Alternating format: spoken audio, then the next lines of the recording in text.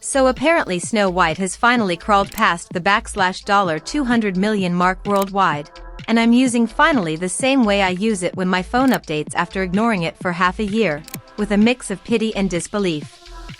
And while we're on the topic of slow-moving train wrecks, let's talk about Rachel Zegler, the woman Hollywood keeps trying to turn into a household name, like she's auditioning for the origin story of a Marvel character.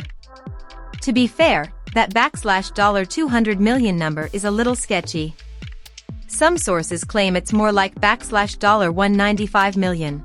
Others say it's up to $221 million. But let's be generous. Let's pretend Disney really did hit that milestone. Let's even sprinkle in some fairy dust for tax breaks and foreign boosts. The problem is, the film's budget reportedly ballooned to around $300 million, thanks to endless reshoots and a marketing campaign that painted Times Square in Disney logos.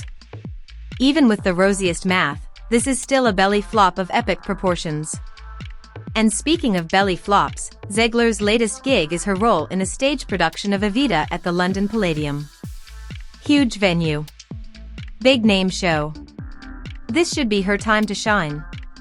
The marketing is practically yelling, Golden Globe winner. West Side Story. Hunger Games.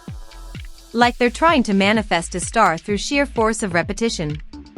But here's the kicker, I checked June ticket availability, and the seating chart looks like a washed-up reality star's DMs, completely open, not sold out, not limited seats left. I mean green across the board, aka nobody's buying. It's not just a flop, it's a theatrical faceplant. To make sure it wasn't just a London theater slump, I compared other West End shows. I checked John Lithgow's production, not exactly box office gold, and even that had better seat scarcity.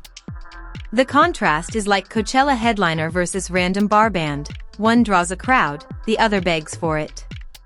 This is a harsh wake-up call for Hollywood's latest attempt at a star-making miracle. They've been pushing Zegler like my high school teacher pushed me to become a math prodigy, lots of hope, no numbers to back it up. But it's not just about ticket sales, it's about how little public traction she seems to have, even when stripped of all the Hollywood PR gloss. At this point, trying to sell Zegler as an A-lister feels like trying to sell Spam as gourmet ham. Dress it up however you want, people still know what it is. And let's be real, Snow White was already circling the drain in slow motion, burning through hundreds of millions. And then there were Zegler's own press tour fumbles, like calling the original film outdated and labeling the prince a stalker.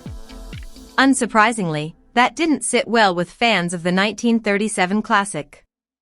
The original focused on her love story, with a guy who stalks her, weird. So we didn't do that. Not exactly a PR win. We've seen this before. Disney tanked The Little Mermaid with bad online buzz. Maybe a little more caution this time would have helped. The truth is, Zegler's talent isn't really the issue, she can act. The problem is how the industry's handling her. Instead of letting her grow organically through smaller roles and letting audiences discover her, they're shoving her into the spotlight before she's built that connection. Actors like Timothée Chalamet or Florence Pugh didn't jump into $300 million blockbusters out of nowhere. They built their careers with smart, critically respected choices. They earned their moment. Zegler, on the other hand, got dropped into massive projects without that foundation. It's like trying to sprint a marathon, you'll burn out long before the finish. And she hasn't helped herself with the interviews.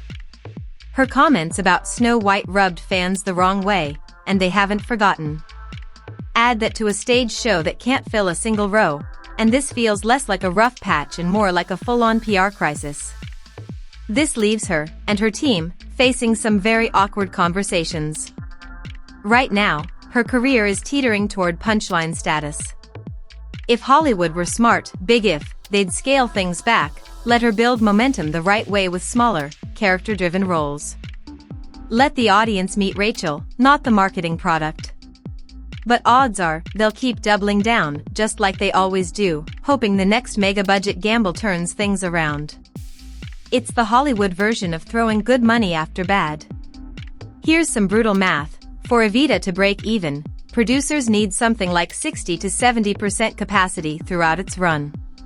Right now, sales are tracking closer to 5%. That kind of gap triggers early closure clauses, and a PR bomb for both Zegler and the backers who thought this was a surefire win.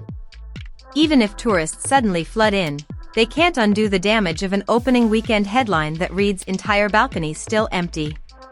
Financially, Zegler is now on every studio's expensive risk spreadsheet. Add this live show disaster and she's entering the dreaded insurance surcharge tier, where bond companies raise costs because they smell trouble. Producers hate that. It means fewer projects, fewer greenlights, slower momentum.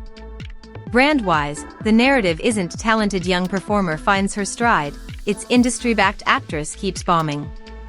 Social sentiment and financial data don't lie. And that's a tough storm for any agent to navigate. So yeah, Zegler's latest performance is tanking, tickets aren't moving, and it really looks like her career's on thin ice. Snow White already sunk her box office credibility, and this just adds to the pile. But those are my thoughts, what do you think? Drop your opinions in the comments, like, subscribe, and I'll catch you in the next one.